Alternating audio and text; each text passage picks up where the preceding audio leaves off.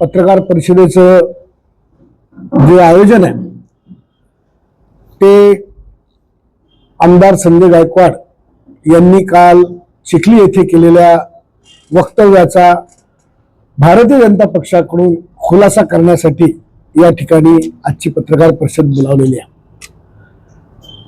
काल संजय गायकवाड यांनी पत्रकारांशी बोलताना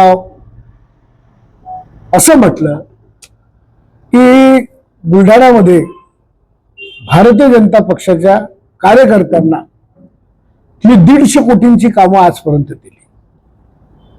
त्यांचं हे वक्तव्य म्हणजे चोराच्या उलट्या बोंब आहे।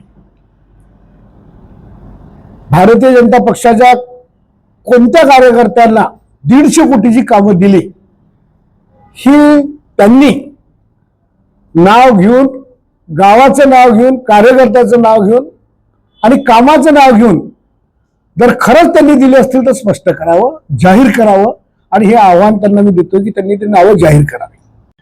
1.5 कोटीची कामं भारतीय जनता पक्षाच्या कार्यकर्त्यांना या ठिकाणी मिळालेली नाहीये आणि त्यांच्या या वल्गना आहे, या वल्गना म्हणजे निव्वळ खोटारडेपणाच्या आहे। उलट पक्षी जे काही 5-50 लाखाचे कामं त्यांनी या मतदारसंघात छोट्या मोठ्या कार्यकर्त्यांना भारतीय जनता पक्षाने दिले असतील त्याच्यापेक्षा 1 लाखाचं तरी शिल्लक काम आमदार श्वेता महाले यांनी तिथल्या शिंदे गटाच्या कार्यकर्त्यांना निश्चितच दिलंय, हा माझा विश्वास आहे। आणि 35 कोटीचं कमिशन सोडणाऱ्याचं वक्तव्य करणारे जर खरंच त्यांनी 35 कोटीचं कमिशन सोडलं असतं तर त्यांच्याच कार्यकर्त्याजवळ कमीत कमी 35 डिफेंडर तरी पाहिजे होत्या। एका डिफेंडरनं कसं चाललं असतं। आणि म्हणून कार्यकर्त्यांना शिंदे गटाचा त्रास त्या ठिकाणी दिला जातो अशा प्रकारचं सुद्धा जे वक्तव्य केलं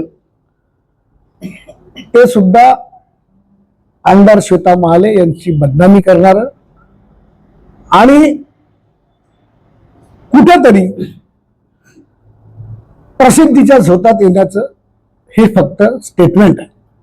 उलट पक्षी आमचे जिल्ह्याचे सचिव मुन्ना वेंडवाल यांचा मुलगा नगरपालिकेमध्ये कामावर आहे, त्या ठिकाणी त्यांच्या मुलाला जाणीवपूर्वक तिथे सस्पेंड केलं गेलं पाहिजे, निलंबित केलं गेलं पाहिजे, बडतर्फ केलं गेलं पाहिजे यासाठी अतोनात त्रास त्यांना 4 ते 6 महिन्यापासून या ठिकाणी सुरू आहे।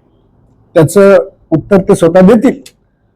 आणि आमचे हे सगळे सुनील बापू देशमुख, दत्ता पाटील, मंदार बायकर, बर्दे, मोहन पवार हे सगळे मुख्य पदाधिकारी बसले, यांनाही विचारा की तुम्ही पदाधिकारी आहात, मुख्य पदाधिकारी आहात, तुम्हाला किती कोटीची कामं आमदार संजय गायकवाड यांनी दिली हे सुद्धा आपण यांना या ठिकाणी विचारू शकतो।